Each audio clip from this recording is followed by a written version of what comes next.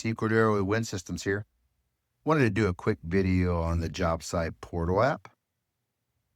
As you can see, the job site portal app is down in the right-hand corner of my screen. Going to go ahead and click on it. It's going to bring me to a login screen. I have an autofill, so I'm going to go ahead and do that.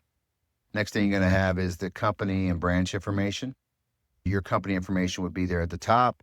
And then branch selection information, depending on if your employee has access to multiple branches or just one branch, they would be able to select it right here. Go ahead and select the branch, hit OK, and here I am in the home screen of the job site portal app. From here, it's pretty simplistic. I'll give you an example. You're a superintendent on site and you need equipment. You would go to the screen and just go ahead and click on search. Let's say I need scissor lifts. Let's start typing away scissor lifts, and here comes scissor lifts right away. Click on the little truck. I need a couple, so I'm going to change the quantity to 2. If you notice at the very top, there's an accessories description. This is for if you needed additional things added to the equipment, or if you wanted to change something or make something mandatory, you could do that here. So most scissor lifts require harnesses, so I'm going to go ahead and add 2 harnesses to that. And the next thing is the job site itself, right? Some customers may have several job sites, right? In your case, you may have 10 job sites that you're going to work in. So from here, you'd be able to pick that job site. This one just defaults to the first one, so we're gonna leave it there for training purposes. Next thing is a task. Tasks can be configured different ways, but a lot of times we use it as for trade. So I'm just going to say carpentry. And then the same thing for equipment code. Equipment code really just specifies what the equipment's going to be used for, the area that it's going to be working in. Let's just use a generic materials area. And then you have an option here for an operator, right?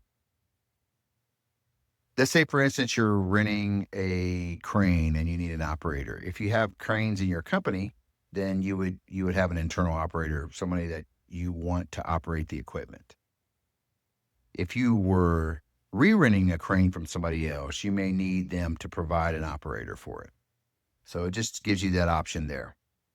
As for our situation, the scissor lifts, most people train their employees on using certain types of equipment. So in this instance, our carpenters have been trained on scissor lifts and they understand that they need to use safety harnesses. From there, you're at the when do you need it stage. So let's just say I need it for Monday of next week and I need it for a couple of weeks. Then you can input those things there. So you can even change the time if need be right here. Let's say we need it for 9 a.m. instead of 8 a.m. Special instructions is we need it. This is primarily for the driver, but you could put some other stuff in there. So we're just going to say deliver to warehouse 3. Like I said, primary for the driver, but you never know. You could also put other instructions there. Let's say, for instance, you say certain things are required. You could put it there too. I'm going to go ahead and add that to the cart.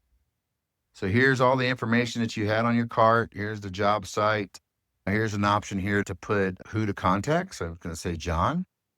And then you can put their phone number in there. And this is just a generic phone number I made up. And then as you can see, you see the harness and the scissor lifts there. The harnesses and the scissor lifts there. So the next thing, you have 3 options here. We'll talk about the other 2 in a minute, but let's go ahead and say, hey, you know what? I forgot I need rubber gloves. So let's go ahead and add rubber gloves to the job site or to order. It's going to bring you back to the search screen. Start searching for gloves. And it's going to bring up options. You click on the little truck. I need 15 pair. And here you can put when you need it. You can put special instructions. Not going to do any of that, but I'm just going to go ahead and add to cart. Back to the screen where we were, and there's your rubber gloves. So here's the other 2 options you have left. You can save the order or you can submit the order. What's the difference? To save the order means you're going to put the order in the system, but you're not going to order it yet. To submit the order means that you're going to order it and you need it. So let's just say, for instance, right now I am waiting on some other information on the job site. So I'm just going to go ahead and save this requisition for now because I may need to change the required dates, or I may need to change the quantities or something. I'm going to go ahead and save the order right now. It's going to give me a confirmation number, 101001039. And it tells you that the requisition's current status is in draft.